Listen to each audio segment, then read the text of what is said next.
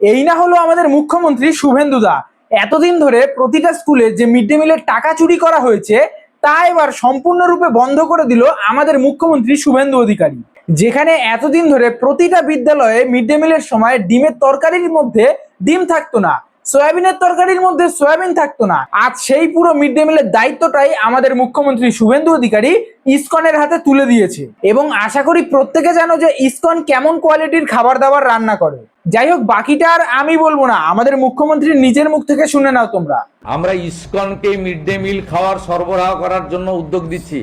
Pilot project হিসেবে পুরো কলকাতাকে দিয়ে দেওয়া হচ্ছে, ইসকন খাওয়াবে রান্না করে। আপনার আপত্তি থাকলে হরে কৃষ্ণ বলবেন না, কেউ আপনাকে জোর করবে না।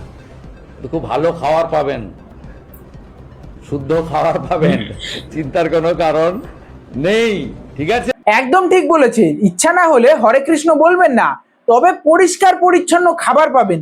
এবং এই কথাটা বলার সময় শুভেন্দু অধিকারী হেসেছে এই কারণেই, কারণ এত বছর ধরে ডিমের জায়গায় যে কি পরিমাণ পচা ডিম খাওয়ানো হতো তা আমিও সাক্ষী আছি। এবং বিদ্যালয়ে সয়াবিনের যে তরকারি বানানো হতো ওতে আদৌ পুষ্টি থাকতো নাকি ওপরে তেল জল ভাসতো সেটা আমরা প্রত্যেকে জানি। ওই কারণেই মুখ্যমন্ত্রী সবশেষে বলেছে যে শুদ্ধ এবং পুষ্টিকর খাবার পাবেন। যাই হোক, এ তো সবে শুরু, 2 মাস হয়ে পারলো না, এত কিছু খেলা শুরু হয়ে শেষও হয়ে যাচ্ছে। তাহলে ভাবো 5 বছর এখনো পড়ে আছে। যাই হোক, জয় শ্রীরাম। প্রত্যেকে কিন্তু ভিডিওটা শেয়ার করে যেও এবং এই বিষয়ে তোমাদের কি মতামত সেটা কিন্তু অবশ্যই কমেন্ট বক্সে জানাতে ভুলবে না।